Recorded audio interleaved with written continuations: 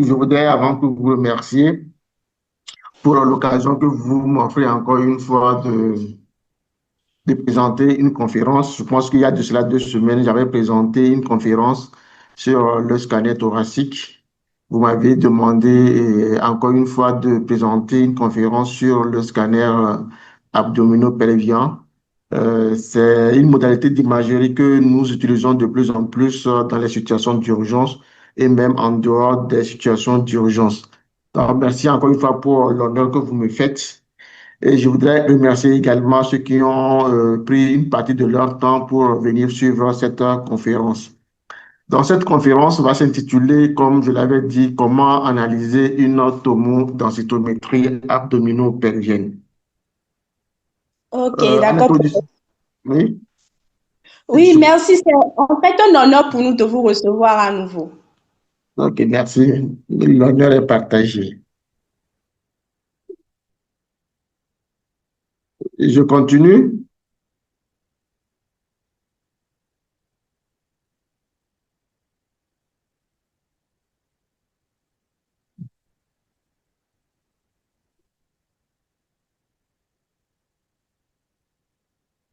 Oui, professeur, vous pouvez. Ok, d'accord.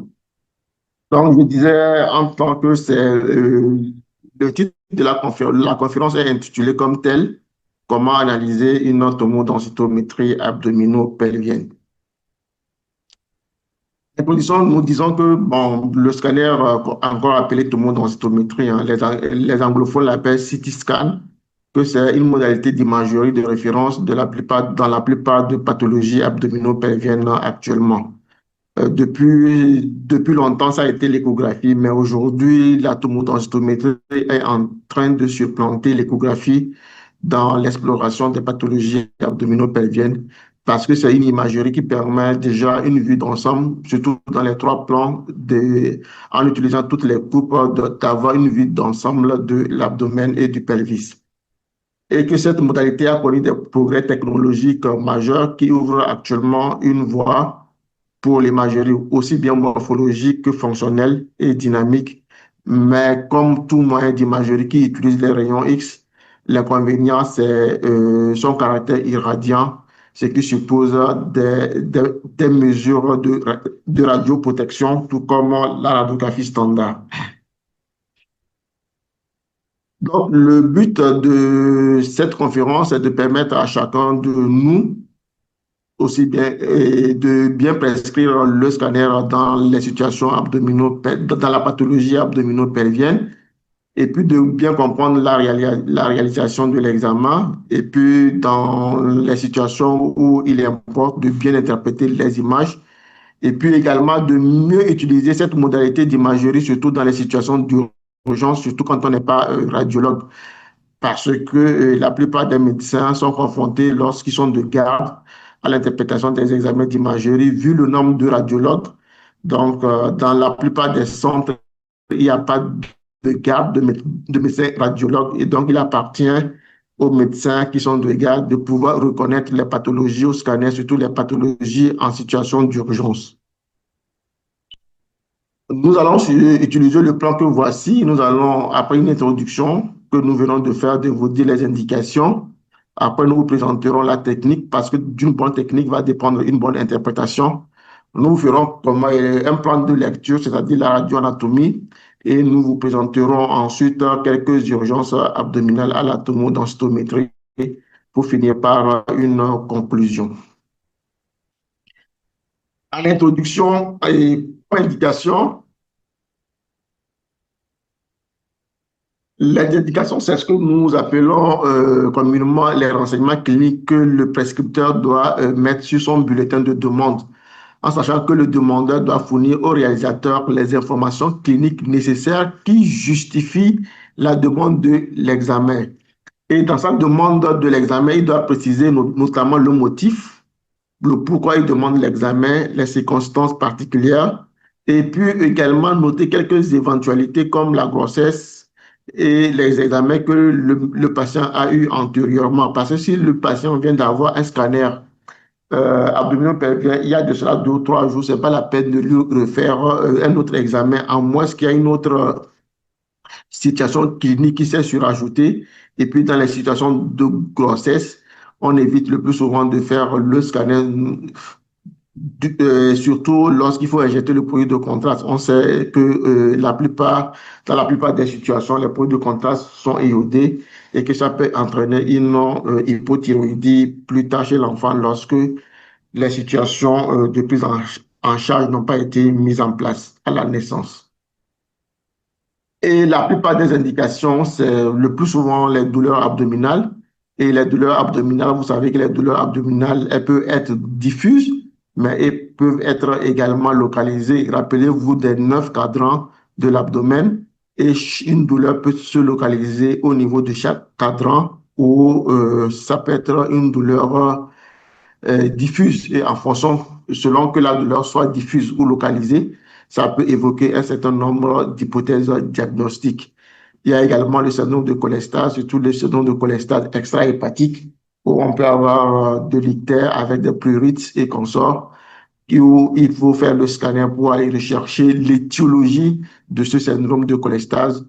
Le plus souvent également, les masses abdominopelviennes qu'il faut également explorer pour en donner la nature et également éventuellement de déterminer s'il s'agit d'une masse suspecte ou non, s'il s'agit d'une masse tumorale ou inflammatoire et dans les cas où il s'agit des tumeurs, des lésions tumorales, de dire est-ce qu'il s'agit de lésions tumorales suspectes ou bénignes.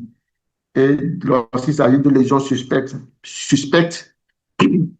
lorsqu'il s'agit de lésions tumorales suspectes, c'est d'en faire également un bilan d'extension. Il existe plusieurs situations où on peut demander une tomodensitométrie abdominopelvienne. Éventuellement, les indications ne sont pas exhaustives.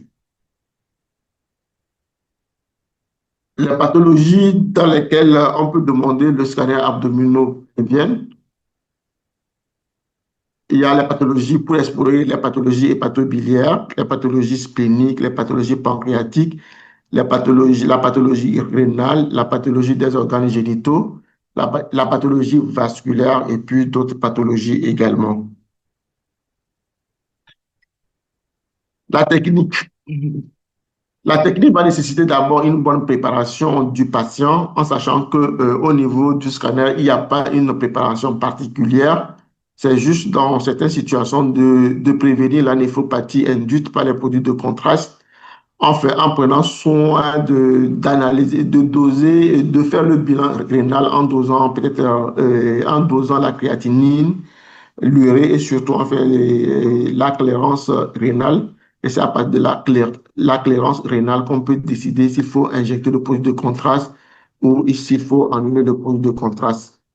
Et le plus souvent, on demande un jeûne de 4 heures pour évacuer les gaz, pour éliminer les gaz au niveau digestif. Et également, on prendra soin d'expliquer le déroulement de l'examen au patient qui doit enlever au préalable tout objet radio-opaque. Parce que s'il y a des lésions, s'il y a des objets radio-opaques, ça peut se faire sentir sur les images. La réalisation de l'examen après une bonne préparation suppose la réalisation de l'examen en 4 temps, en commençant toujours par un examen sans injection du produit de contraste. C'est un examen qui va permettre peut-être de déceler certaines pathologies au préalable. Donc, on prendra soin d'abord de réaliser un examen sans injection du produit de contraste et à la suite de cet examen, on va faire des examens avec injection du produit de contraste. Et lorsque le produit de contraste est injecté, on fera 3 séries en prenant soin de faire le temps artériel qui est de 25 à 30 secondes après injection du produit de contraste, le temps portal qui est de 70 secondes après injection du produit de contraste et le temps tardif qu'on réalisera 3 minutes après injection du produit de contraste. Et le but de l'examen sans injection du produit de contraste. L'examen sans injection du produit de contraste nous permet de déceler déjà les lésions spontanément hyperdenses comme les caillots sanguins, endoluminaux au niveau des vaisseaux, qu'ils soient artériels ou veineux. et puis également des lithiases, que ça peut être soit des lithiases au niveau des voies biliaires, ça peut être également des lithiases au niveau des voies urinaires, ça peut être également des calcifications de la paroi des vaisseaux ou de la paroi vésicale ou autres structures. Donc, déjà, la série sans injection du produit de contraste nous permet déjà d'avancer sur certaines pathologies. C'est un examen qui peut être suffisant pour l'exploration des pathologies dans lesquelles les gaz ont un rôle important, surtout pour rechercher une éventuelle occlusion ou une perforation. Vous savez, dans le cadre de la perforation, il y a du gaz extra-digestif, il y a du gaz extra-digestif et déjà la série sans injection du produit de contraste peut permettre déjà de faire le diagnostic d'une perforation digestive avec du gaz extra-digestif. Déjà ici, ce sont les scanners sans injection du produit de contraste. Là, à ce niveau, ça permet également déjà de voir les calculs au niveau de la vésicule biliaire, la classification de la paroi aortique et puis également une lithèse au niveau de la voie biliaire principale. Et puis également ici des classifications également de l'aorte. Et là, on a des structures du gaz digestif. On arrive à voir déjà sur le scanner sans injection du produit de contraste. L'injection du produit de contraste va permettre d'étudier le rehaussement des viscères abdominaux, surtout comment se rehaussent les organes pleins, le foie, la rate, le pancréas et les autres structures, de l'abdomen, et puis également le rehaussement de la paroi digestive, surtout dans les cas d'ischémie mésentérique. Ça, on peut avoir des anomalies dans le rehaussement de la paroi du tube digestif. Et comme je l'avais dit également, le rehaussement des parenchymes, pleins comme le foie, la rate et les autres structures. Là, vous voyez le foie se rehausse après injection du produit de contraste. Vous avez ici le rein également qui se rehausse après injection du produit de contraste avec le produit de contraste au niveau urétéral. Là, vous avez la série artérielle. La série artérielle, à ce niveau, vous avez le temps portal. Et là, ici, vous avez le temps tardif qui permet de voir l'opacification de la vessie. Donc, trois séries après injection du produit de contraste. Le temps artériel, 25 à 30 secondes après injection du produit de contraste. Là, vous avez le temps portal, 70 secondes, 70 à 80 secondes après injection du produit de contraste. Et là, ici, vous avez le temps tardif où vous avez les voies urinaires qui sont opacifiées et la vessie également qui est opacifiée. Parfois, on sera amené à faire le balisage digestif. Ça, c'est de plus en plus rare, surtout avec nos scanners de haute résolution. C'est de plus en plus rare de faire les opacifications des voies digestives. À la limite, lorsqu'il s'agit des lésions du tube digestif, on demandera juste aux patients de prendre beaucoup d'eau pour distendre soit l'estomac ou soit les anses iléales pour bien faire l'analyse de la paroi digestive. Mais c'est de plus en plus rare de faire une opacification des voies digestives. Il n'y a que trois indications du balisage opaque digestif, à savoir la recherche du lâchage de suture, tube digestif, des lésions tumorales du tube digestif, comme la lésion tumorale de l'estomac ou du duodénum, on peut être amené à faire le balisage opaque et surtout dans les sténoses également, digestifs également. Donc, en dehors de ces trois situations-là, je pense que ce n'est pas obligatoire, ce n'est pas indispensable de faire une opacification des voies du tube digestif. Là, vous avez l'opacification de l'estomac. Là également, vous avez l'opacification rectum et du sigmoïde dans le cadre du coloscanner, dans le cadre du coloscanner. Le plan de lecture suppose Après, une bonne technique, c'est de reconnaître les organes, chacun dans sa situation anatomique, voir si chacun se trouve dans sa situation anatomique normale. Vous devez analyser les parenchymes abdominaux, les organes pleins, analyser le tube digestif, analyser également les vaisseaux et les péritoires, analyser les organes pelviens et puis également profiter pour analyser les structures osseuses, les structures osseuses comme le rachis et le reste. Là, vous avez toutes les séries qui permettent d'analyser les différents organes de l'abdomen. Là, vous avez l'étage qui permet de voir le foie. Ici, nous sommes au niveau de l'abdomen. Et là, nous sommes au niveau du pelvis, où on peut voir toutes les structures, surtout les organes génitaux externes, les organes génitaux internes. Donc, on va commencer par le foie. Le foie, c'est un organe qui est situé en général au niveau de l'hypochondre droit.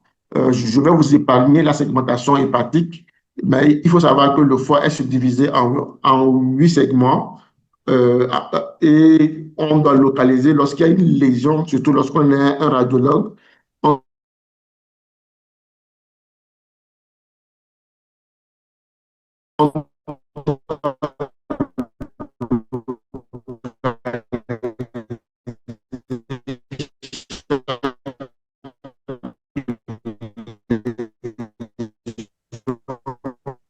Professeur, nous ne comprenons pas, s'il vous plaît.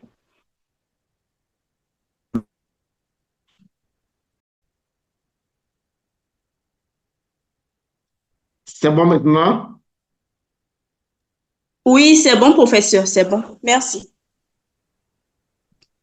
Je recommence au niveau du plan de lecture alors. Au niveau du plan de lecture, j'ai dit il faut d'abord commencer par les organes pleins, le foie, la rate, le pancréas et autres. Après, analyser le tube digestif. Et après avoir analysé le tube digestif, c'est de voir les vaisseaux et le péritoire. Et puis également de voir les organes pelviens. Et profiter également pour analyser les structures osseuses également. Parce que lorsqu'on fait le scanner abdominal, ça permet également de voir le rachis. Donc, surtout dans les bilans d'extension, ça permet de voir si au-delà des métastases au niveau des organes pleins, s'il existe également des métastases au niveau des structures osseuses. Si vous avez toutes les coupes axiales qui permettent d'analyser, qui peuvent permettre d'analyser les différentes structures du abdominopelvien. Abdominopelvien, là, on est au niveau abdominal, qui permet de voir tous les organes. Et là, on est au niveau pelvien, qui permet également de voir toutes les structures au niveau pelvien. On va commencer par le foie. Je dis, le foie, c'est un organe qui est situé au niveau de l'hypochondre droit. Et en général, c'est un organe qui est subdivisé en segments. D'abord, en foie, il y a le foie droit et le foie gauche. Et le foie gauche et le foie droit est subdivisé. Chacun est subdivisé en 4 segments, ce qui fait au total 8 segments. Donc, lorsqu'on retrouve une lésion au niveau du foie, on doit être en mesure de situer dans quel segment se trouve la lésion. Là, nous avons une coupe axiale, par exemple par le foie au temps portal, nous permet de voir le foie, mais également en voyant le foie, nous avons également les deux reins ici et puis la rate qui se trouve à ce niveau-là. Donc, la rate, c'est de voir si tous les organes se trouvent au niveau et en situation anatomique normale. Lorsqu'on veut analyser le foie aussi, bien, il faut analyser la structure, voir si le rehaussement, si sur la séquence d'injection, il n'y a aucune anomalie. Et si lorsqu'on injecte le produit de contraste, est-ce que le produit de contraste et est-ce que le foie se rehausse de façon homogène après injection du produit de contraste? Lorsqu'il y a un mauvais rehaussement, qu'il soit focal ou diffus, en ce moment, on peut se dire qu'il y a peut-être une anomalie et c'est de voir ce rehaussement-là autant artériel, autant portal et autant tardif. Et lorsqu'on analyse le parenchyme, c'est également d'apprécier la hauteur du foie en sachant que sur le plan, et que cette hauteur-là s'apprécie sur le plan coronal et en évaluant la distance entre le dôme et la pointe inférieure du lobe droit et la valeur normale de la hauteur du foie se situe autour de 13 cm et que la densité spontanée du foie est entre 55 et 65 unités 11 feet avant sur la série sans injection du produit de contraste.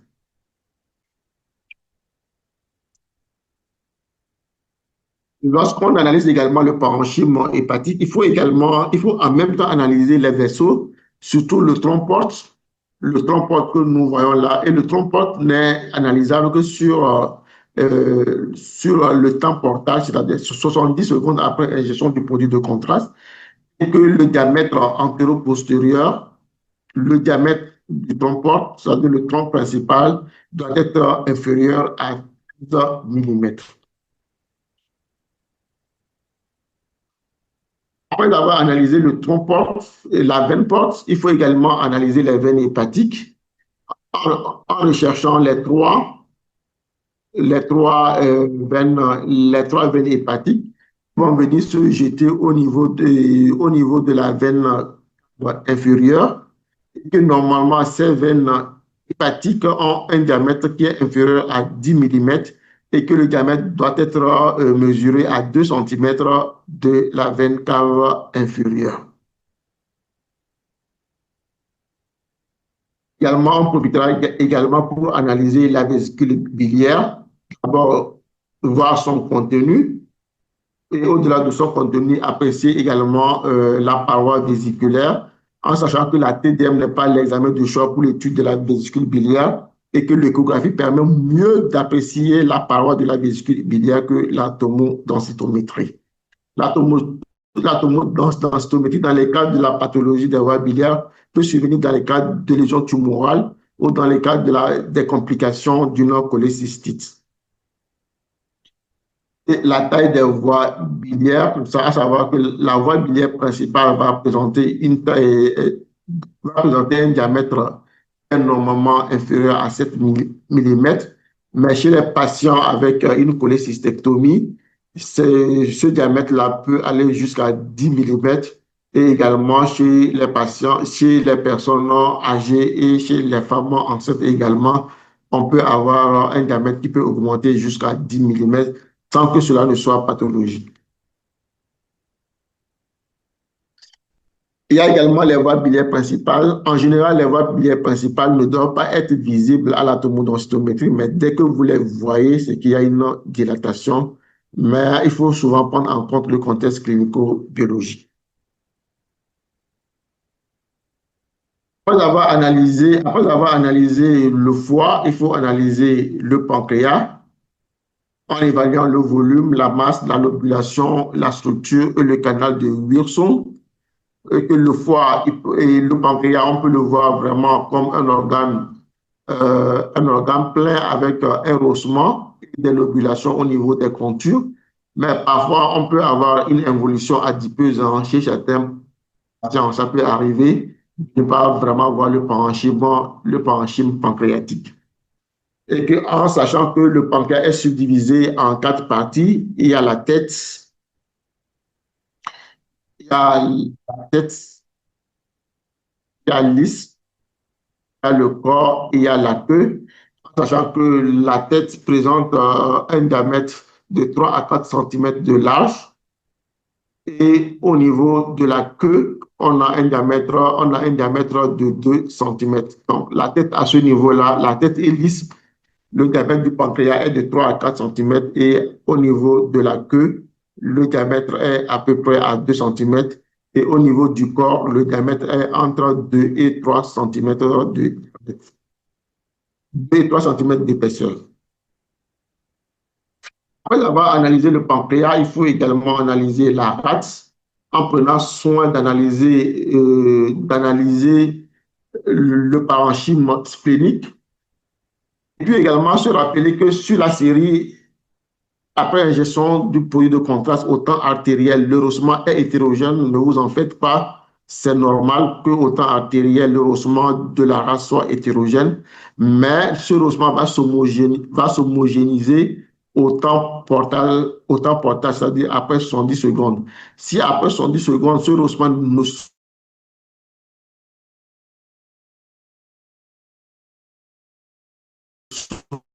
je dis que probablement il y a une pathologie en dessous. Et après avoir analysé le parenchyme splénique et son rehaussement, il faut également analyser les dimensions en sachant que la hauteur se situe entre 8 et 12 cm, la largeur se situe entre 4 et 8 cm et l'épaisseur est entre 2 et 4 cm. J'ai oublié de vous dire que le pancréas est situé au niveau de l'épigaste et que la race se situe normalement au niveau de l'hypochondre gauche. Après avoir analysé la race, il faut analyser les reins, sachant que les deux reins sont en situation rétropéritonéale. Les autres organes que je viens de citer sont en situation intrapéritonéale, sauf le pancréas. Donc, le pancréas et la race sont en situation rétropéritonéale. Également, les reins, il faut également apprécier la hauteur, en sachant que la hauteur des reins ne doit pas dépasser 12 cm et que les reins, l'appréciation, le rehaussement des reins doit s'apprécier également sur les 3 séries après ingestion du produit de contraste. Là, vous avez le temps artériel, où on voit encore la médulaire qui n'est pas très autopacifiée. Donc, l'opacification va commencer et l'opacification de la médulaire va commencer vraiment au temps portal. Et on peut éviter également, lorsqu'il s'agit d'un uroscanner, de faire des reconstructions permettent de voir et les voies urinaires et le parenchyme rénal et également la vessie également, en sachant que les reins sont en arrière, à droite de la rate et à droite du foie et à gauche de la rate et sont situés au niveau du flanc, le flanc droit et le flanc gauche. Après avoir analysé les reins, vous avez que la structure qui est immédiatement contiguë au rein, ce sont les surrénales. Là, vous avez la glande surrénale qui est formée de 2 jambages, formée de 2 jambages, en sachant que le diamètre des 2 jambages doit être inférieur à 10 mm et que l'épaisseur de chaque branche, puisque c'est 2 branches, et que l'épaisseur de chaque branche doit être inférieure à 5 mm et que la densité des glandes surrénales est entre 25 et 40 unités once-feet et que les surrénales sont immédiatement au-dessus des reins. Donc, après avoir analysé les organes pleins, il faut analyser le tube digestif. On peut commencer par le côlon en appréciant la paroi du côlon qui est à ce niveau-là, et puis également en appréciant surtout au niveau du côlon les ostrations également, et au niveau des onces iliales également, on peut apprécier la paroi, le diamètre, c'est très important également d'évaluer, et la paroi et le diamètre des onces digestives, en sachant que la paroi des onces digestives est de 3 mm, si éventuellement il y a une distension. Mais là, en l'absence de la distension, la paroi peut aller jusqu'à 5 mm de diamètre et que le calibre des onces est de 25 à 30 mm au niveau des onces idéales et de 60 mm, peut aller jusqu'à 60 mm au niveau de 60 mm au niveau du côlon. Un élément important à analyser, c'est l'appendice. L'appendice, qui est une structure borne, mesure à peu près, dont la paroi mesure 3 mm de diamètre et dont le diamètre de l'ensemble est inférieur à 6 mm, en sachant que l'appendice en général est au niveau de la fosse iliaque droite, mais avec plusieurs topographies, L'appendice peut être rétroscale. L'appendice peut également être pelvien. Tout dépend de la position et de la topographie, en fait.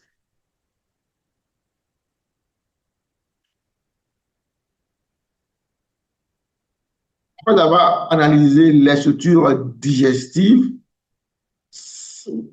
il revient d'analyser les structures vasculaires en commençant par l'aorte.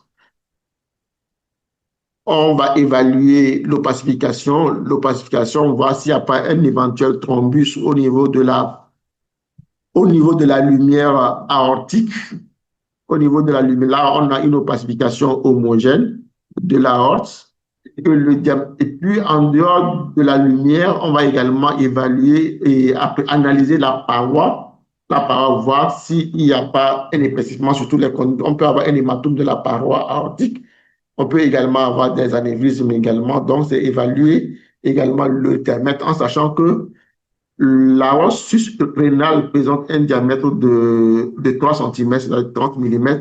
Au niveau sous-rénal, le diamètre diminue et va diminuer jusqu'à 25 mm de diamètre. Et comme je l'avais dit, l'opacification doit être homogène.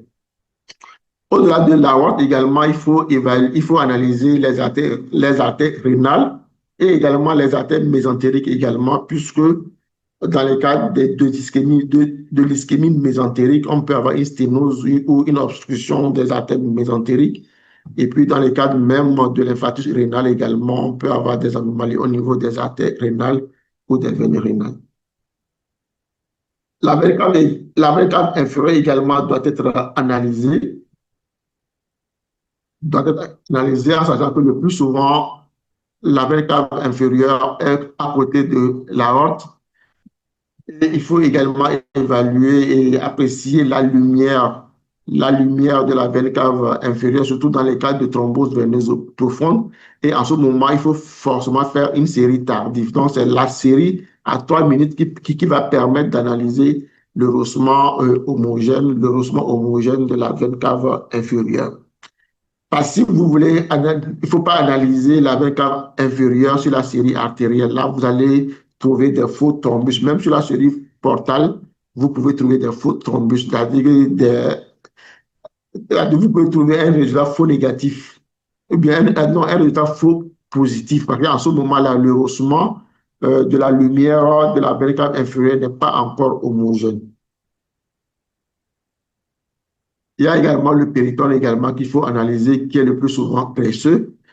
Dans les cas pathologiques, on peut avoir des nodules péritonéaux ou on peut également avoir un épanchement liquidien intrapéritonéal.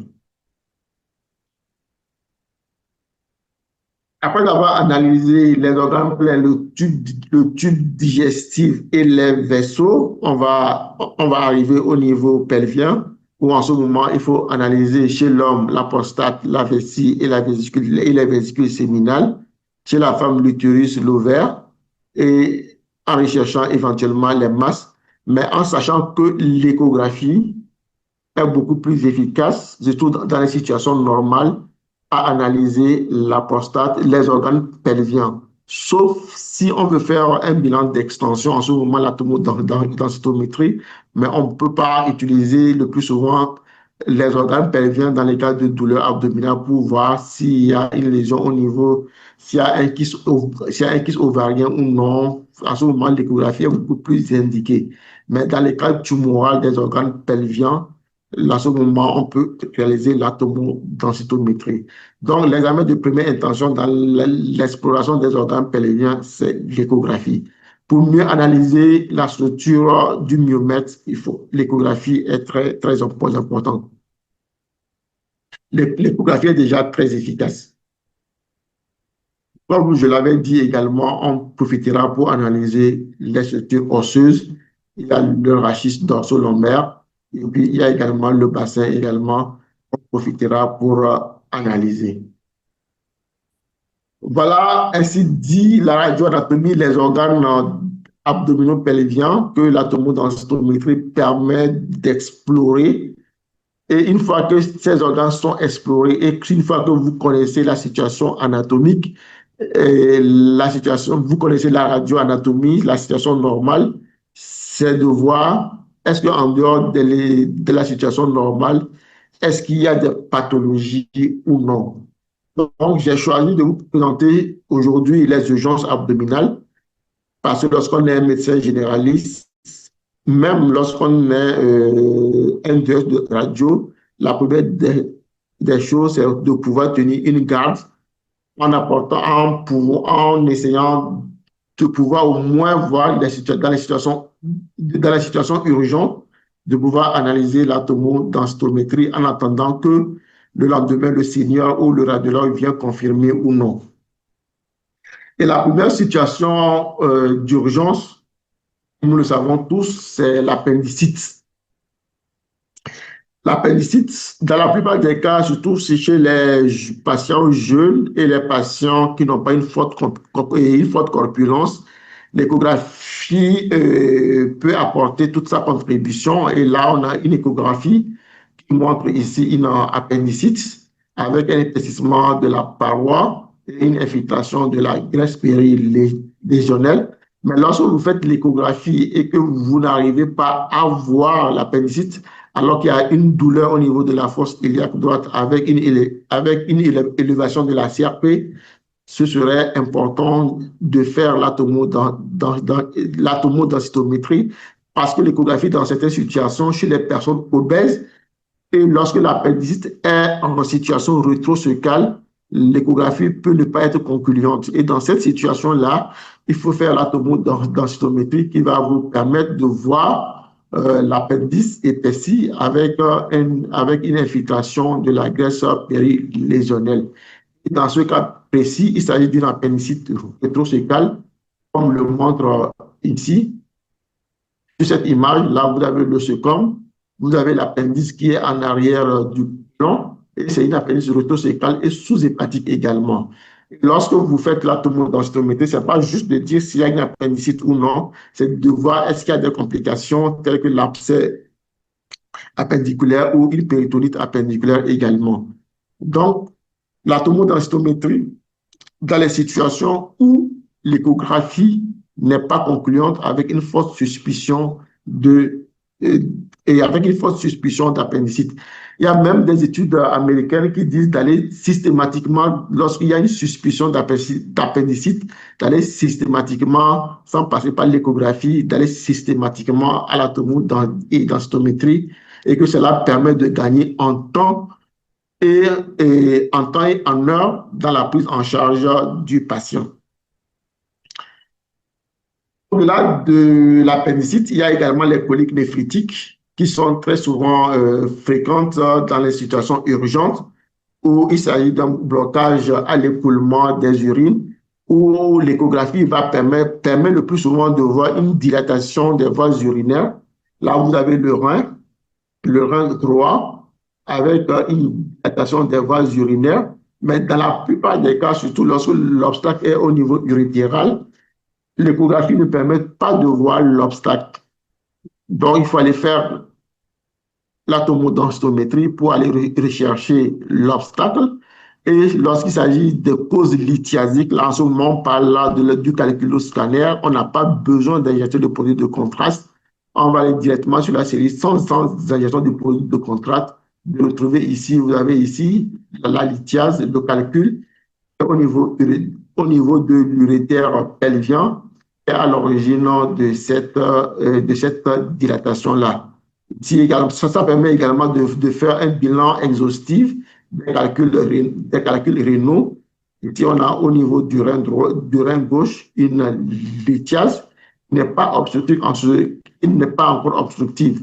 Lorsque cette lithiase va être libérée dans les voies urinaires, en ce moment, elle va être obstructive et entraîner une forte douleur, ce qu'on appelle colique néphrétique. Donc, la tomodensitométrie est importante également dans les cas de colique néphrétique.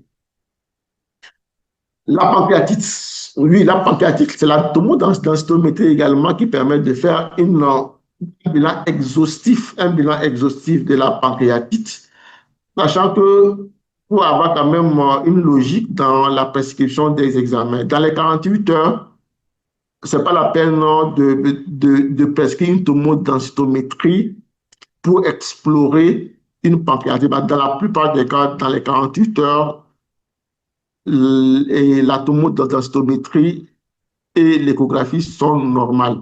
Mais on demandera l'échographie non pas pour aller dire s'il y a une pancréatite ou non, mais c'est pour aller rechercher la cause lithiasique de cette pancréatite-là.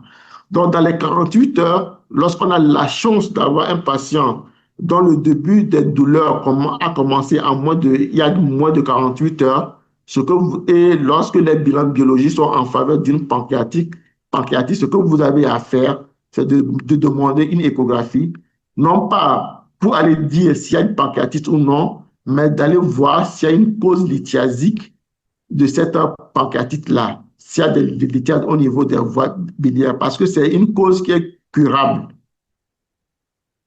Et la tomodensitométrie sera demandée après 48 heures pour faire le bilan lésionnel.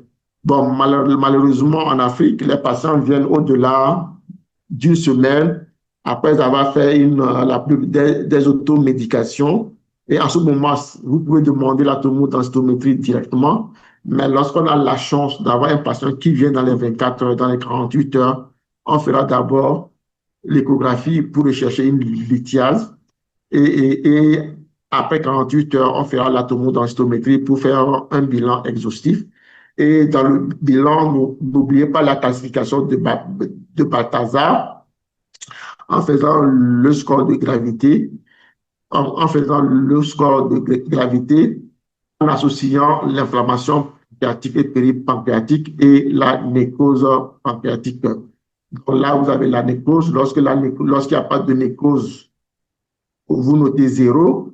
Lorsque la nécrose est inférieure à 30%, 2 points. Et lorsque la nécrose est supérieure à 30%, il y a 4 points. Et lorsqu'il y a l'inflammation, c'est-à-dire le scanner normal, il y a 0 point. Lorsqu'il y a un élargissement focal ou diffuse, 1 point. Lorsqu'on a un pancréas hétérogène avec des densifications de 2 points. Et le grade D, vous avez 3 points et le grade E, vous avez 4 points. Après, vous faites l'addition des 2 points, des 2 critères et et lorsque je pense, et vous avez 6 sur 10, donc on est en phase d'une pancréatite grave. Donc, cette classification-là va permettre de déterminer la gravité de la lésion. La péritonite, depuis longtemps, on a essayé de faire l'ASP avec prenant les coupoles. Et le plus souvent, on a vu des croissants gazeux sous-diaphragmatiques, que ce soit à droite ou à gauche. Mais aujourd'hui, dans les perforations également, on demande de faire la tomodensitométrie également pour évaluer les signes de gravité également, voir si les parois digestives sont en souffrance ou non. Et surtout dans les cas où l'ASP n'est pas concluante, il faut faire la tomodensitométrie qui va permettre de montrer l'épanchement liquide intrapéritonéal et également le gaz extra-digestif également qui va surmonter l'épanchement liquidien intrapéritonéal comme le démontre ici. Ici, il s'agit d'une perforation de l'estomac, une complication de l'ulcère gastrique, avec ici les clartés extra-digestives qui surmontent l'épanchement liquidien intrapéritonéal. Et également, dans les occlusions également, on en faisait seulement que l'ASP où on montait les niveaux hydroaériques, mais l'ASP ne permet pas de retrouver la cause de l'occlusion intestinale et même d'évaluer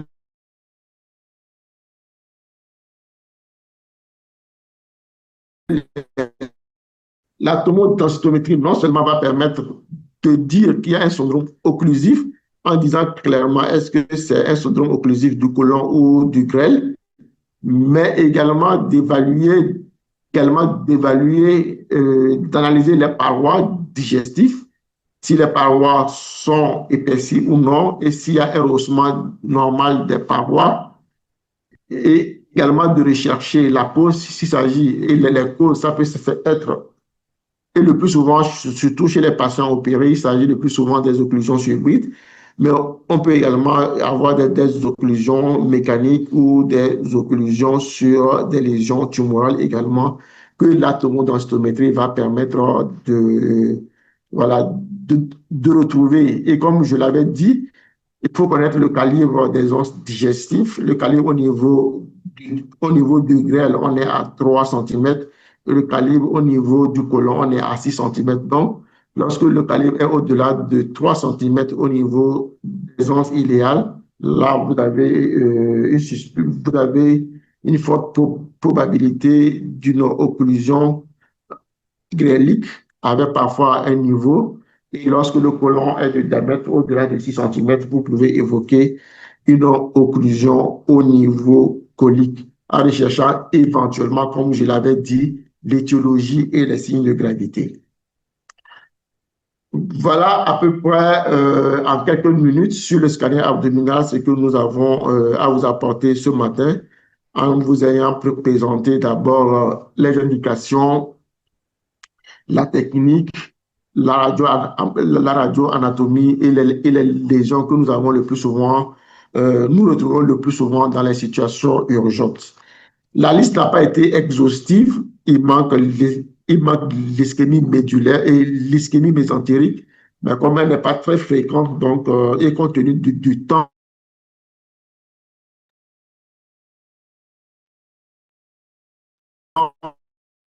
donc, ce qui me permet de conclure en disant que la tomodensitométrie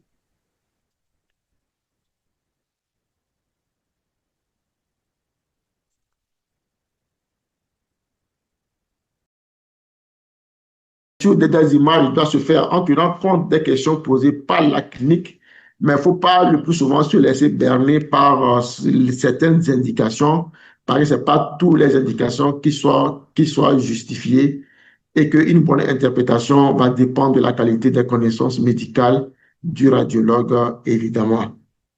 Et que le compte rendu doit être clair et synthétique, qui doit être orienté par l'indication.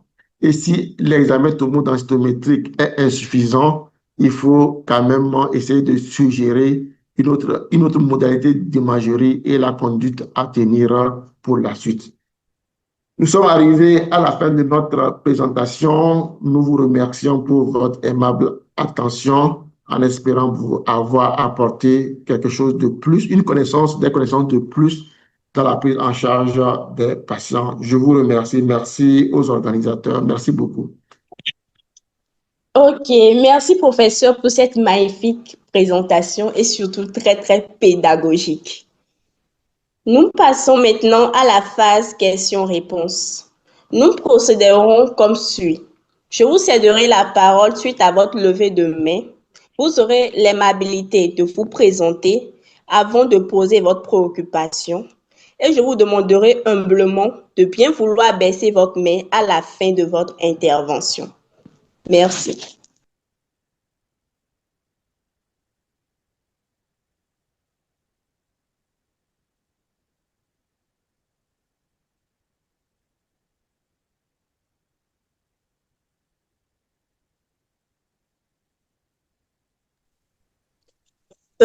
Dans le chat, monsieur Oppo, bon, l'utilisateur de la marque Oppo, monsieur ou madame, voulait poser une question.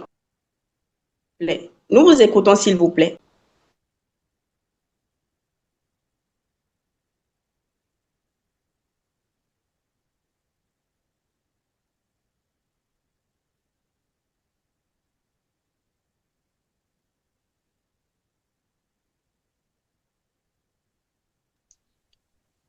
Monsieur Ali Ben, bonjour, j'espère que vous allez bien. Vous pouvez prendre la parole.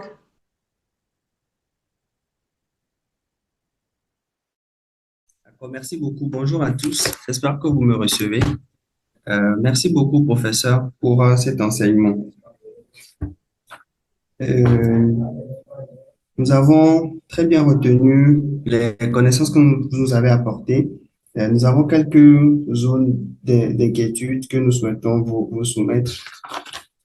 Alors, la première inquiétude, vous avez parlé des conditions de réalisation de la tomodensitométrie abdominale et qu'il fallait d'abord, au préalable, réaliser un bilan rénal avant, pour s'assurer de la bonne fonction rénale du patient avant de procéder à l'injection du produit de contraste. Nous aimerions savoir dans ce cas, que faire lorsqu'un patient présente une perturbation du bilan rénal et, et que malheureusement l'examen, enfin, la tomodensitométrie est le seul examen.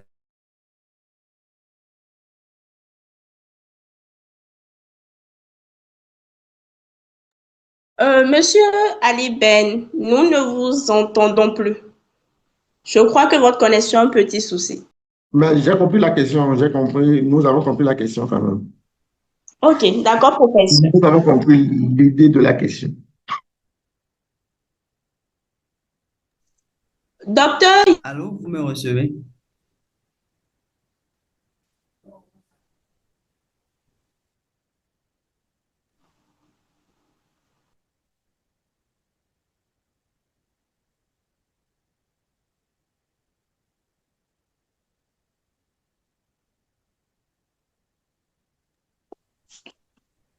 allô?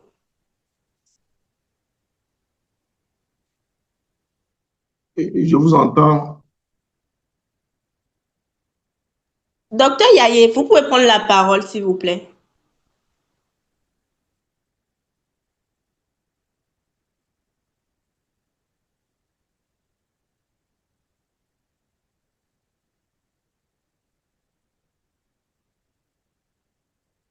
Euh, Monsieur Boukari a demandé dans le chat comment interpréter le TDM.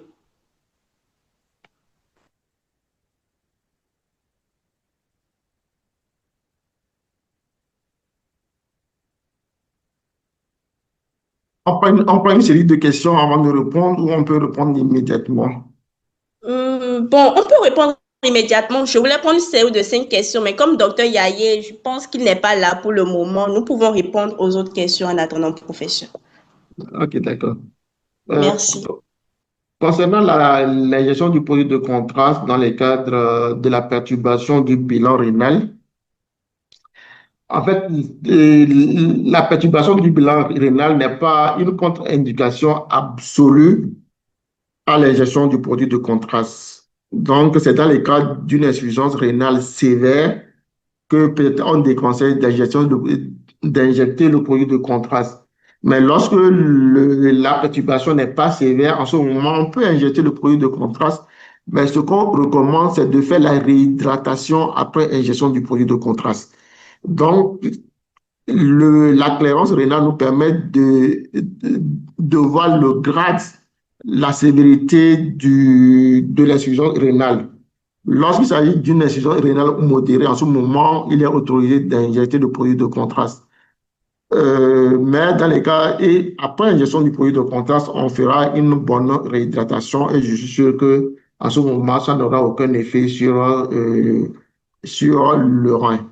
Mais lorsque le bilan rénal est fortement perturbé, on demandera, si ce n'est pas une situation urgente, on demandera d'abord au médecin qui a demandé d'abord de normaliser le bilan rénal et de refaire une autre analyse, une autre bilan rénal.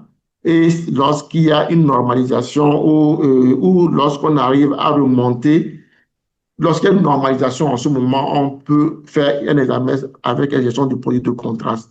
Mais lorsqu'il s'agit d'une insuffisance sévère et qu'on ne peut pas remonter, on ne peut pas normaliser, en ce moment, on peut faire soit seulement un scanner de débrouillage, c'est-à-dire faire un scanner sans injection du produit de contraste.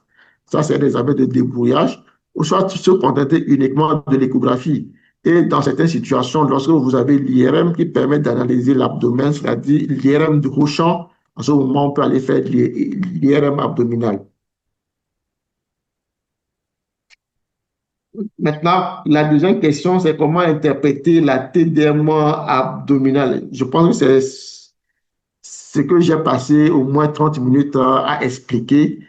Euh, D'abord, avoir une bonne indication, une bonne demande, une bonne technique, connaître les organes normaux, les structures normales, leur position anatomique, leur rehaussement, la biométrie, les dimensions, et ensuite essayer de voir s'il y a des pathologies sur chaque organe.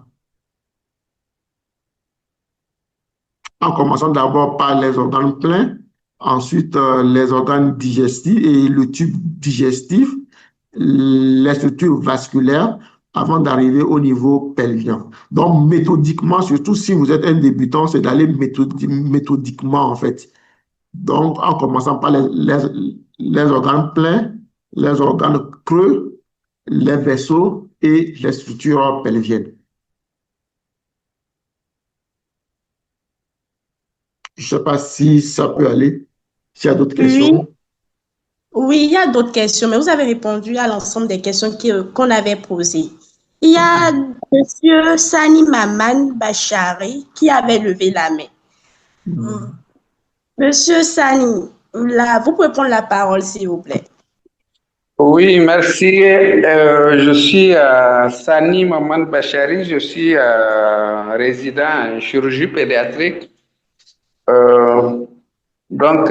Merci au professeur pour sa présentation qui nous a beaucoup apporté beaucoup de choses qu'on ne connaissait pas du tout. On remercie également les organisateurs de ce webinaire. Et moi, mes inquiétudes, d'abord au niveau, quand vous dites injecter et puis suivre le temps artériel, temps portal, c'est ça, nous, généralement, moi, j'ai des difficultés à comprendre qu'est-ce que on doit rechercher au temps artériel, au temps portal. Et c'est sur ça que je voulais que vous nous faites une petite flash sur ça, quoi. Qu'est-ce qu'on doit rechercher? Quelle est la différence entre temps artériel, temps portal? Voilà. Qu'est-ce qu'il faut chercher? Il y a également, ça c'est un commentaire, quand on demande souvent des scanners abdominaux pelviens, et généralement ça vient avec des coupes. Je ne sais pas, chez vous, nous on n'a pas le CD, les images en totalité, donc souvent c'est difficile d'apprendre, de connaître qu'est-ce qui est normal, qu'est-ce qui n'est pas normal, tout ça.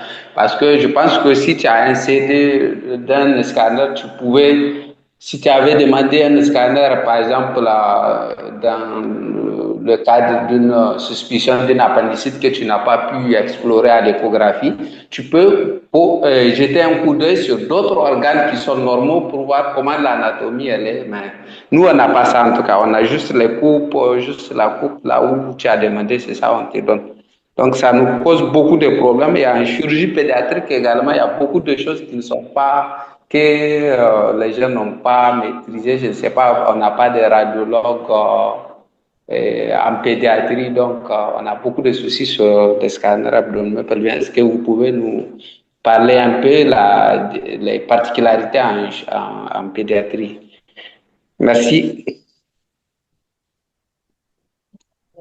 Ok, Vous merci. Oui, vous pouvez y aller, professeur. Oui, la première question, c'est que rechercher aux différents temps. Le temps artériel, le plus souvent, ce sont les organes pleins. C'est pour ça même que au temps artériel, nous demandons à nos techniciens de ne pas aller jusqu'au pelvis parce que le temps artériel au niveau pelvien, sauf si on veut explorer impérativement les vaisseaux, en ce moment, on peut aller. Sinon, si c'est juste pour analyser les organes, le temps artériel, on demande de ne pas descendre au-delà des reins. Parce qu'au-delà des reins, le temps artériel n'est pas nécessaire. Donc, pour éviter l'irradiation inutile, on demande de s'arrêter au niveau au niveau du pôle inférieur des reins. Donc, le temps artériel va permettre d'analyser les vaisseaux, surtout les structures artérielles. Et au-delà des structures artérielles également, c'est de voir le rehaussement des organes pleins. Lorsqu'il y a une lésion tumorale au niveau des organes pleins, on essaie d'analyser comment cet organe-là prend le contraste autant artériel, comment ça va prendre le contraste autant portal et comment ça va prendre le point de contraste autant tardif. Donc, en essayant d'associer la prise de contraste lors de ces trois temps-là, ça peut nous orienter vers un type de pathologie, en fait. Donc, le temps artériel, comme son nom l'indique, c'est les structures artérielles et les organes pleins. Maintenant, le temps portal, en ce moment, ça permet aussi bien d'analyser les organes pleins au niveau abdominal, mais d'analyser également le rehaussement de la paroi digestive. Mais il y a même certains qui disent, quand il s'agit d'une tomodensitométrie, dans le cas d'une appendicite, ce n'est pas la peine de faire le temps artériel parce que le temps artériel n'apportera pas grand-chose. Donc, autant limiter l'irradiation, on peut passer de la série sans injection du produit de contraste, aller directement à la série portale. Bon, tout dépend de l'expérience de chaque radiologue également. Sinon, les trois temps, ce sont des temps classiques, mais en fonction de la pathologie qu'on veut explorer, on peut essayer de modifier ces temps-là pour éviter l'irradiation du patient. Donc, le temps portal, c'est un temps qui permet d'analyser toutes les structures, aussi bien les structures, les organes pleins, les organes creux et les organes pelviens également. Lorsqu'il s'agit de lésions pelviennes, normalement, on dit même d'aller directement à la phase portale. Mais sauf, comme je l'ai dit, si on veut faire un angioscanner dans le cadre soit d'un infarctus mésentérique, d'une ischémie mésentérique, en ce moment, on fera le temps artériel qui va aller jusqu'au niveau du pelvis. Le temps tardif permet mieux d'analyser les reins et la vessie. Et également le rehaussement de certaines lésions, surtout les lésions tumorales au niveau des organes pleins. Je ne sais pas si la deuxième question, il n'y a pas de CD. Vous êtes chirurgien pédiatre, je vous conseillerais chez les enfants de privilégier l'échographie compte tenu de l'irradiation et de ne demander la tomodensitométrie si vraiment vous n'avez pas le choix. Parce qu'en général, chez les enfants, l'échographie permet de résoudre la plupart des anomalies au niveau abdominopelvien.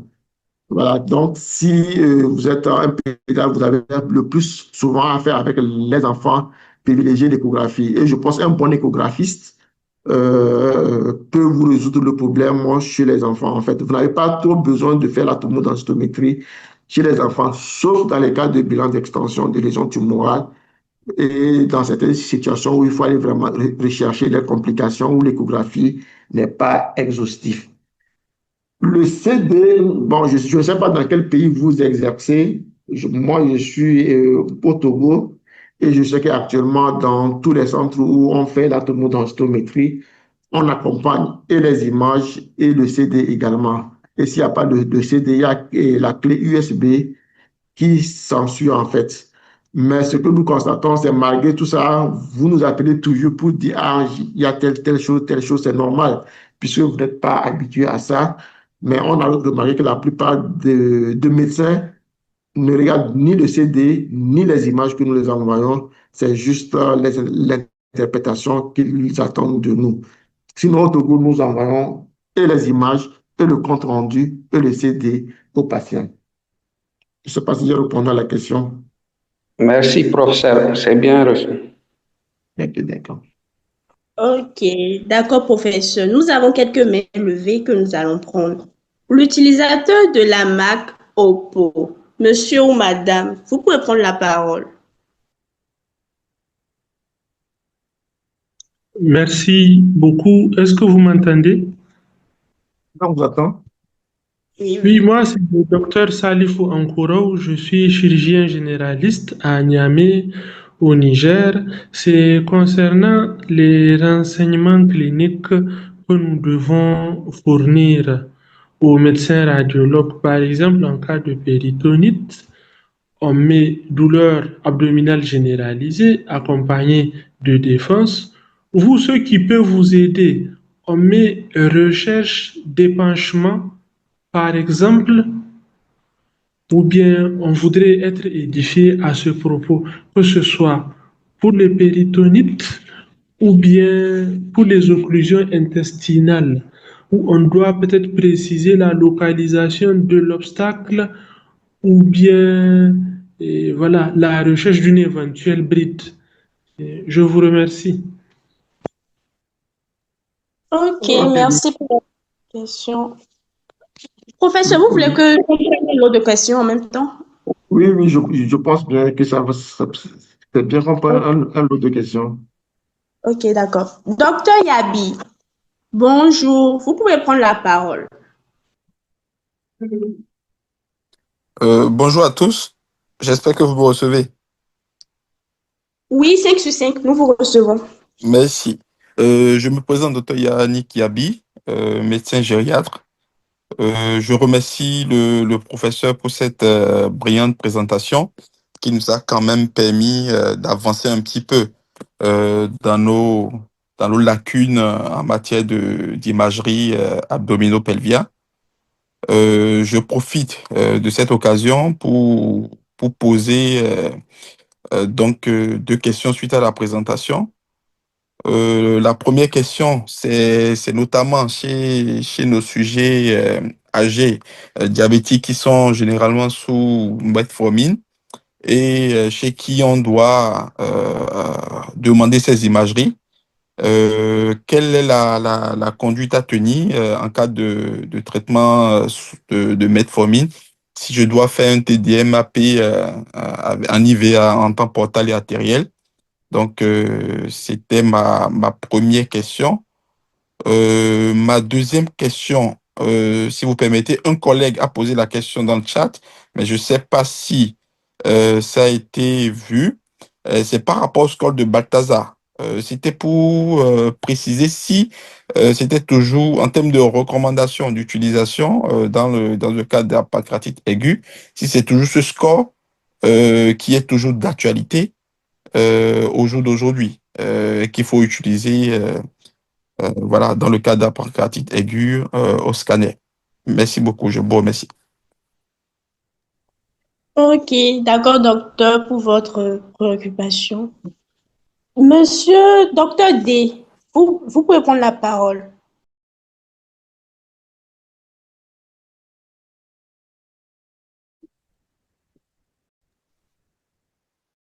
Bonjour à tous, vous m'entendez?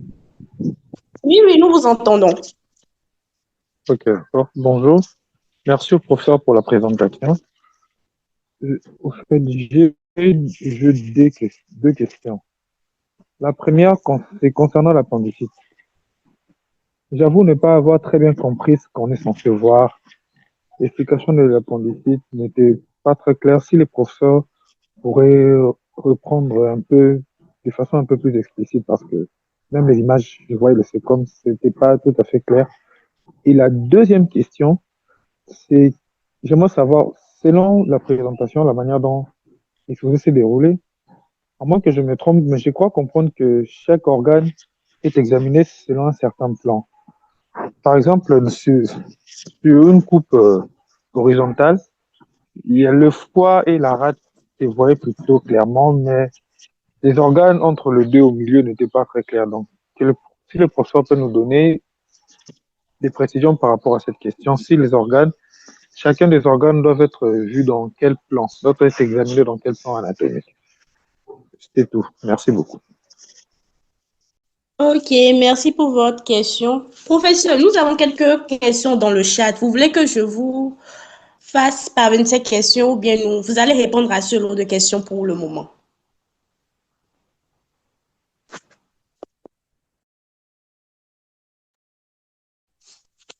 Professeur, vous êtes là? Je réponds à ce lot en attendant. Ok, d'accord. Merci, professeur. Ok, merci beaucoup. Merci à ceux qui ont posé des questions. La première question, c'est les renseignements cliniques à mettre sur la demande pour aider le radiologue. N'oubliez pas que le radiologue, c'est avant tout un clinicien, c'est avant tout un médecin. Donc, les demandes sont des questions, en fait, qui nous permettent, nous,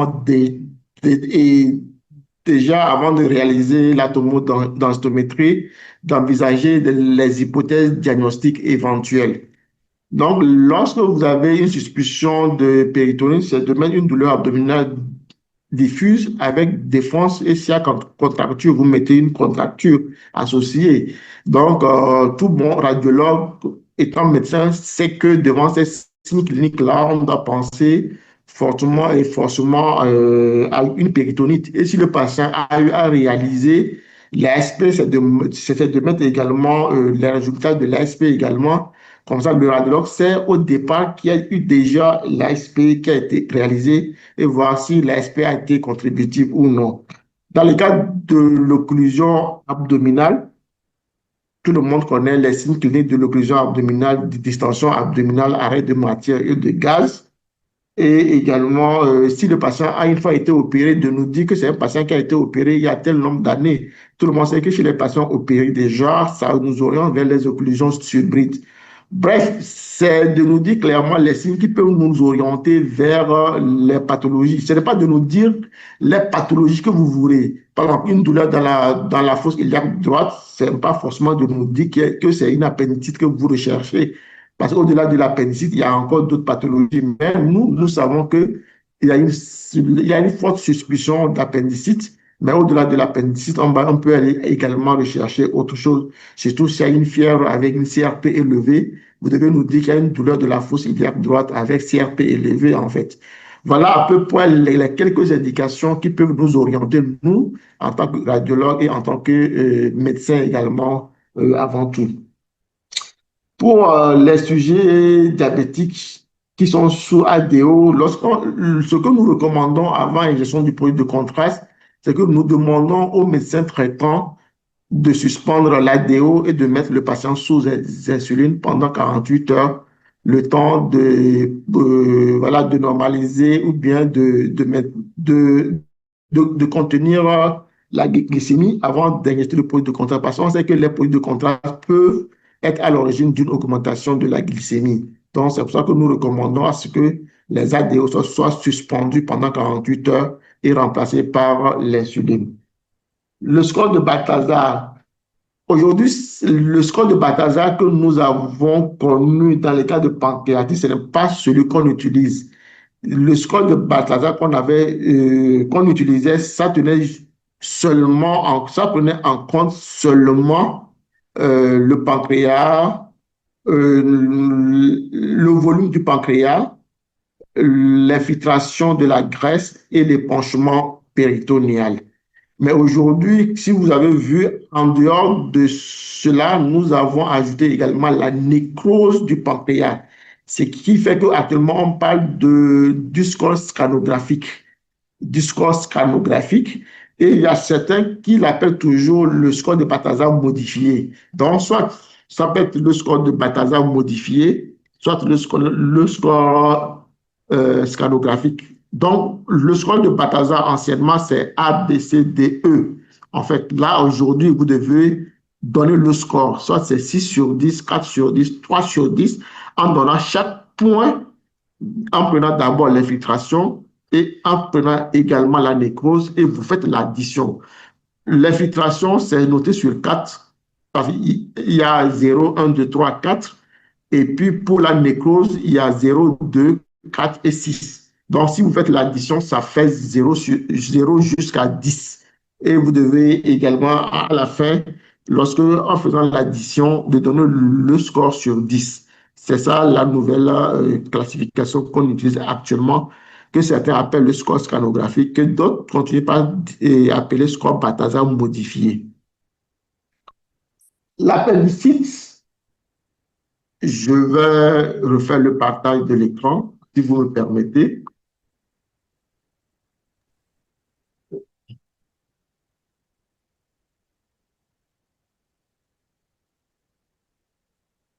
Dis-moi, ouais. C'est vrai que Oui, c'est bon. quand on n'est pas radiologue, c'est un peu difficile là, sur un coup comme ça. Là, on a des coupes axiales qui passent au niveau de la fosse iliaque droite. Là, vous avez le pointeur. Là, vous avez la coupe axiale, ça part à la fosse iliaque droite. Là, vous avez une reconstruction sagittale. Donc, la coupe axiale permet, vous avez ici le second, et là, vous avez une petite structure là, à ce niveau-là, et on voit qu'il y a une infiltration. La graisse, normalement, la graisse doit être tout noir comme ça. Là, tout autour, vous voyez que la graisse, elle est blanche, ce que nous appelons l'infiltration de la graisse périlésionnelle. Et lorsque on fait la reconstruction, surtout quand l'appendice est en situation retour sécal, là, vous voyez, c'est en arrière. Et là également, si vous regardez la reconstruction sagittale, vous avez le côlon, vous avez l'appendice ici en arrière, qui est en arrière du second du côlon, qui est en dessous du foie qui est là actuellement. Donc, quand vous regardez bien, vous avez la paroi qui est épaissie, et là, vous avez l'infiltration de la graisse. Si vous vous rappelez de l'appendice normal que j'ai présenté, je pense que je l'ai juste à la voir. Je ne l'ai pas. Voilà. Vous voyez comment c'est filiforme. Normalement, l'appendice, c'est comme un verre de terre, c'est filiforme. Et là, si on vient là, vous voyez que ce n'est plus filiforme. Là, ce n'est plus filiforme, c'est un peu augmenté de taille. Et là, lorsque nous mesurons le plus souvent, c'est un diamètre supérieur à 6 mm. Là, on peut avoir un diamètre à 12 mm. Le plan d'analyse, tout dépend de ce que vous regardez. Moi, le plus souvent, quand c'est un scanner normal, déjà la coupe axiale, ça me suffit de dire que le scanner est normal. C'est quand peut-être je veux faire les mesures des organes pleins que je peux être amené à faire les coupes coronales. Les coupes coronales. Maintenant, s'il y a une lésion, le plus souvent pour voir, quand c'est une lésion volumineuse, il y a certaines lésions où la topographie est difficile à préciser. Donc, à ce moment, il faut les trois plans pour préciser la topographie réelle de cette lésion, ou soit dans certaines situations également, on sera dans les cas de lésions tumorales pour avoir la mesure des trois plans, ou bien pour voir vraiment, pour pouvoir analyser les contours sur toutes les faces, on peut être amené à analyser tous les plans. Il y a trois plans, il y a l'axial, le coronal et le sagittal, mais ce n'est pas obligatoire d'analyser les structures sur les trois plans-là, en fait. Moi, personnellement, quand le scanner est normal, déjà la coupe axiale, ça me suffit pour dire que le scanner est normal. Je n'ai pas besoin de faire la reconstruction pour savoir s'il y a une anomalie ou non. Voilà les quelques questions qui ont été posées, que j'ai essayé d'apporter les éléments de réponse. Ok, d'accord, professeur. Merci. Dans le chat, il y a monsieur ou madame Cadré qui a demandé la différence entre le temps artériel et portal sur une image scanographique. Monsieur ou madame Opongi, excusez-moi si j'ai mal prononcé le nom, demandait s'il y a autre moyen d'opacification excepté l'iode pour les insuffisances rénaux. Monsieur Abdul Razal a demandé dans quel cas il faut réaliser un scanner injecté. Monsieur Ouais, un scanner, Apollinaire, je ne sais pas, un excusez-moi. scanner, un scanner, Bon, bizarrement, c'est injecté là, mais bon, je pense que, bon, déjà, un qu'est-ce qu'il scanner voulait injecté. dire? Oui, OK, oui, d'accord, injecté. OK. oui.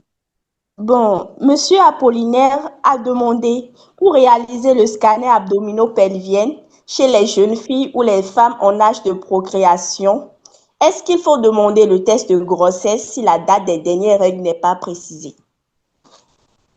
Et enfin, Monsieur Ali demandait, devant un tableau de suspicion d'appendicite chez un enfant, est-ce qu'il faut, quelle est la place du TDM dans cette situation? Est-ce que c'est un examen de premier choix ou pas? Professeur, pour le moment, ce sont les questions que nous avons dans le chat. Non, je vais essayer de répondre. Le temps artériel et le temps portal, je vais revenir sur le partage d'écran que je pourrais.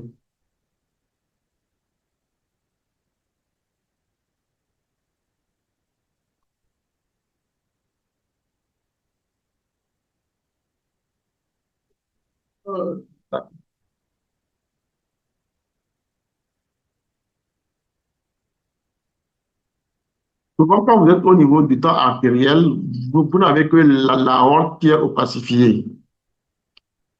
La aorte et que la rate, à ce niveau-là, je vais essayer de mettre en peine.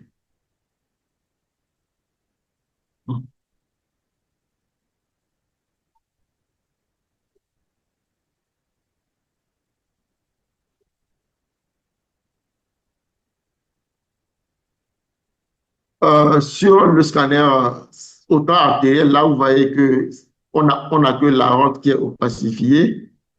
Le foie n'est pas totalement opacifié, c'est encore noir. L'opacification n'est pas grande. Et surtout, c'est de regarder la rate. La rate est rehaussée de façon hétérogène, ce que nous appelons l'aspect titré de la rate. Donc, dans ce genre de situation-là, c'est que vous êtes forcément au niveau du temps artériel. Alors, quand vous êtes au niveau du temps portal, c'est le point.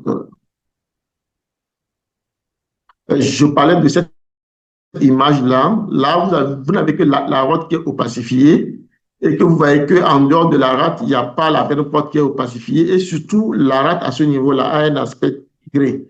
Donc là, c'est que vous êtes forcément au niveau du temps artériel. Et lorsqu'on arrive au niveau du temps portal, vous avez la veine porte qui est vraiment visible, la et le foie qui est totalement rehaussé.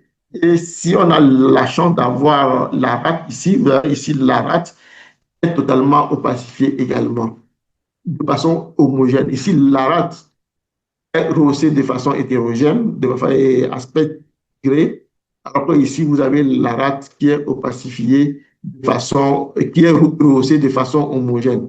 Donc, voici les éléments qui nous permettent de savoir si nous sommes au temps artériel ou nous sommes au temps portal. Et pour savoir si on est au temps tardif, là, c'est de voir les voies urinaires. Lorsque les voies urinaires sont opacifiées, c'est que vous êtes au-delà de 3 minutes. C'est qu'on est au-delà de 3 minutes. Avant 3 minutes, les voies urinaires ne peuvent pas être opacifiées. Donc, c'est après 3 minutes que les voies urinaires peuvent être opacifiées. Donc, il faut regarder l'aorte, la veine porte, le rehaussement du foie et de la rate. Lorsque l'aorte seule est opacifiée avec un rehaussement insuffisant du foie, un rehaussement hétérogène de la rate, c'est que vous êtes au temps artériel. Lorsque la veine porte est opacifiée avec un rehaussement homogène de la rate, vous êtes au temps portal. Et lorsque les voies urinaires sont opacifiées, vous êtes au temps tardif. Ouais. Autre moyen d'injection, non. L'injection que nous utilisons au niveau du scanner sont des produits de contraste iodé. C'est vrai que de plus en plus, on est en train d'évoluer en termes de qualité ou en termes d'agresse, des produits de contraste qui agressent le rein. Actuellement, les produits de contraste que nous utilisons sont de moins en moins toxiques pour le rein, ce qui nous permet de les utiliser même dans certaines situations d'insuffisance rénale. Mais sinon, en dehors des produits de contraste iodé, nous n'avons pas d'autres moyens d'opacification vasculaire à la tomodensitométrie. À l'IRM, c'est le gadolinium. En ce moment, ce n'est pas un produit de contraste iodé, mais ça, c'est à l'IRM qu'on l'utilise. La tomodensitométrie et la grossesse. En tout cas, pour chaque tomodensitométrie, chez une femme en âge de procréer, il faut s'assurer que la femme n'est pas enceinte d'une manière ou d'une autre. Soit elle est en menstrue, soit elle est dans le premier cycle de sa grossesse. En ce moment, on peut aller faire la tomodensitométrie sans éventuellement faire le bilan de grossesse. Et également, si la femme n'a pas pris un risque, qui peut être susceptible d'apporter la grossesse également, on peut réaliser la tomodensitométrie. Mais en général, le médecin doit s'assurer qu'il n'y ait pas, de grossesse. Et lorsqu'il y a une grossesse au premier trimestre, il faut éviter autant que possible la tomodensitométrie parce que dans ce cas-là, on est dans la loi du tout ou rien. Mais à partir du deuxième trimestre, franchement, on fera la tomodensitométrie au cas par cas, selon la nécessité, selon le bénéfice et risque. On fera la tomodensitométrie au cas par cas. Appendicite enfant, je pense que j'ai déjà répondu à la question là. On disant que chez les enfants, il faut privilégier l'échographie compte tenu de l'irradiation du scanner, de la modalité d'imagerie qu'est le scanner. Donc, un bon échographiste chez les enfants peut apporter une solution dans au moins 95% de la pathologie abdominopelvienne chez les enfants, sauf dans les situations où il y a une complication ou dans les situations d'une bilan d'extension d'une lésion tumorale. En ce moment, chez l'enfant, on peut aller faire la tomodensitométrie. En tout cas, si on peut éviter la tomodensitométrie chez l'enfant, il faut vraiment l'éviter. Il faut le faire. Je pense que Oui, c'est la dernière question. oui, c'est la dernière question du lot passé. Il y a Monsieur Juste à Bovi qui a posé sa préoccupation dans le chat. Il voulait savoir comment se présentaient les lésions à rechercher en cas de traumatisme fermé de l'abdomen et dans quel cas une TDM abdominale non injectée peut être suffisante, surtout chez un insuffisant rénal.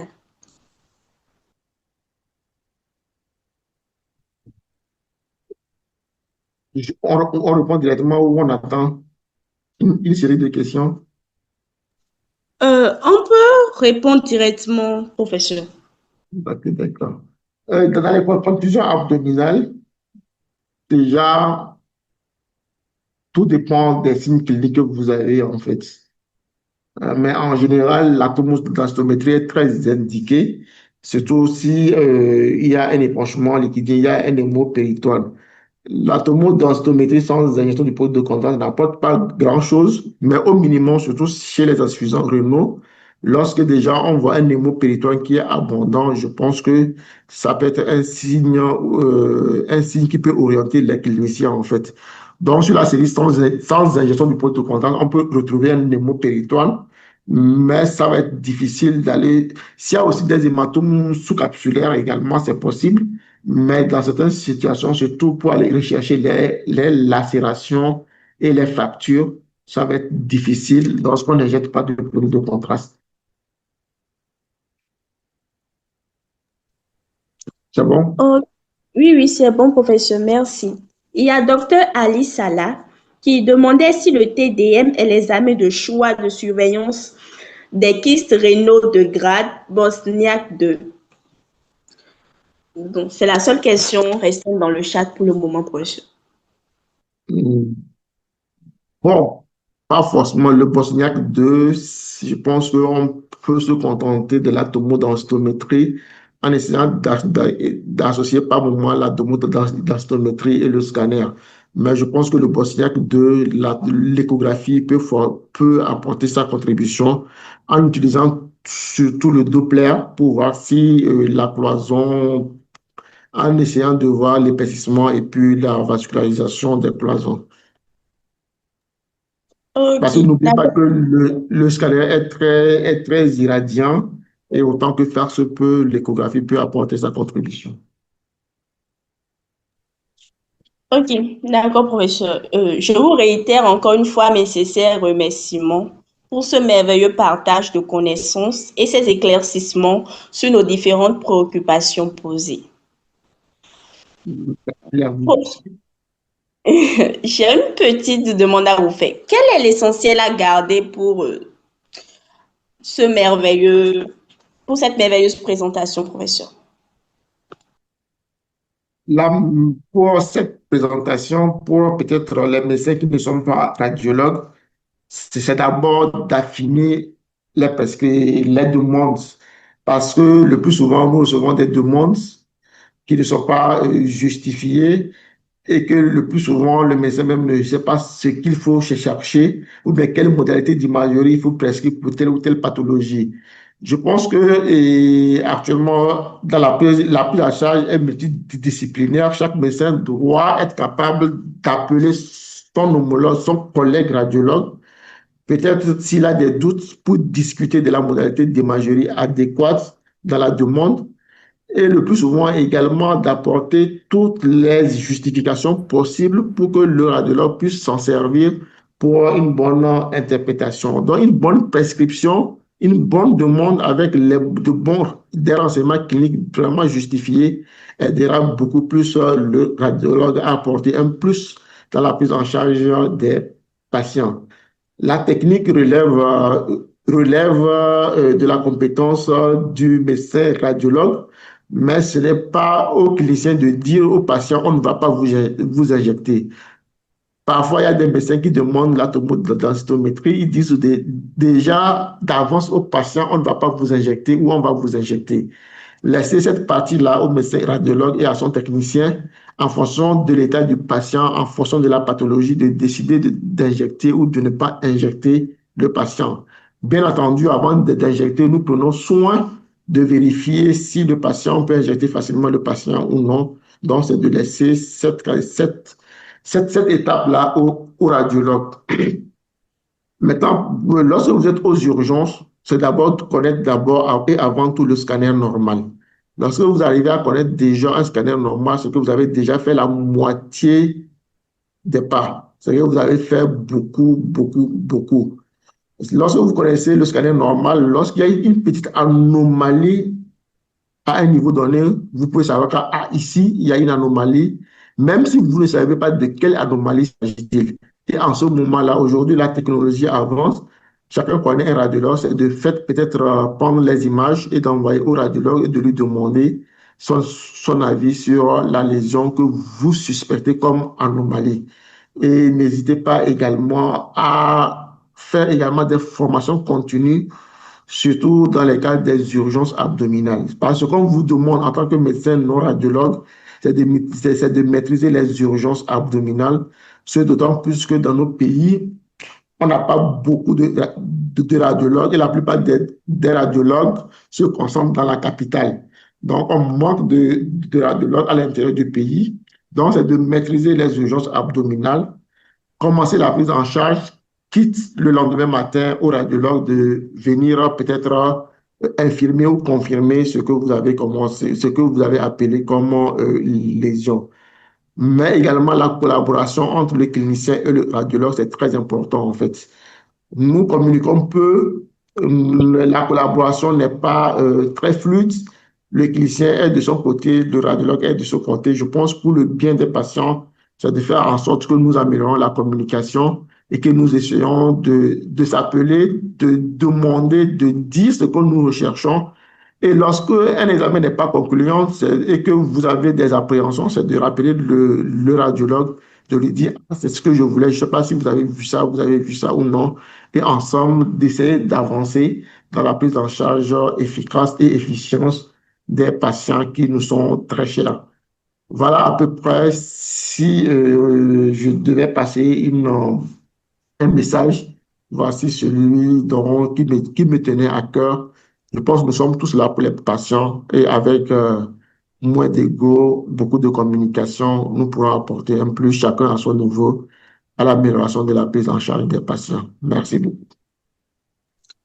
Ok, merci professeur. Nous avons deux questions supplémentaires dans le chat. Il y a docteur, je peux les poser? Oui, il n'y a pas de souci. Ok, merci professeur. Il y a docteur Ali Salah qui a demandé à nouveau à partir de quel DFG il ne faut pas demander un TDM avec contraste chez un patient en insuffisance rénale.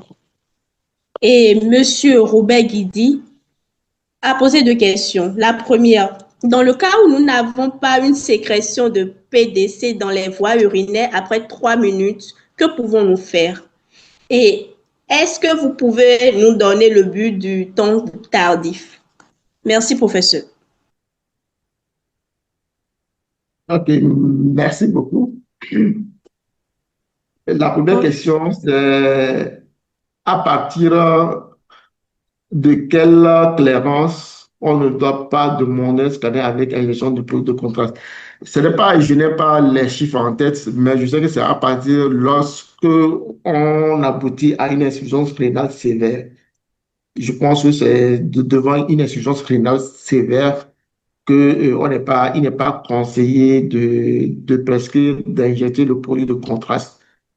Euh, Après 3 minutes, lorsqu'il n'y a pas de produit de contraste dans les voies urinaires, au niveau des reins, surtout lorsqu'on fait le scanner, il y a ce que nous appelons la sécrétion et l'excrétion.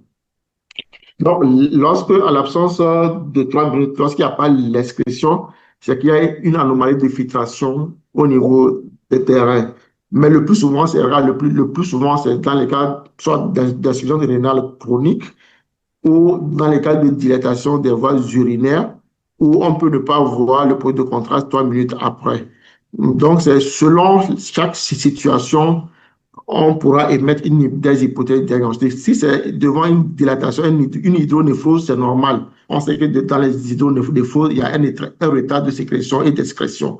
Et également, dans les cadres de défaut de filtration globulaire, on peut également avoir, dans les cas d'insuffisance rénale sévère, on peut également avoir cette anomalie-là, où les reins, on ne peut pas voir, on n'arrive pas à voir les points de contraste dans les voies urinaires.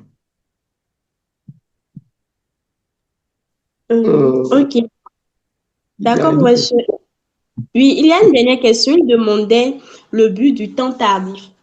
Oui, le but du temps tardif, c'est d'abord analyser les voies urinaires. Et puis, dans les cas de lésions tumorales, c'est de voir comment les lésions tumorales se comportent au temps tardif.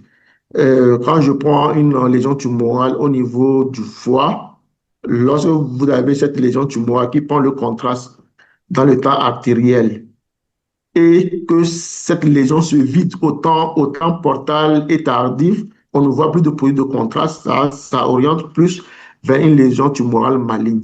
Mais lorsque vous avez au niveau une lésion tumorale qui prend le contraste, qui se maintient autant artériel, autant portal et autant tardif, c'est on est beaucoup plus vers une lésion tumorale bénigne. Donc, selon le haussement de certaines lésions, des lésions tumorales au niveau de certains organes, ça peut nous orienter vers des hypothèses diagnostiques. Mais aussi, surtout c'est les structures rénales, le rein et les voies urinaires. C'est bon? Oui, c'est bon, professeur. Merci. Je vous réitère encore une fois mes sincères remerciements. Je rappelle très rapidement la procédure d'obtention de l'attestation.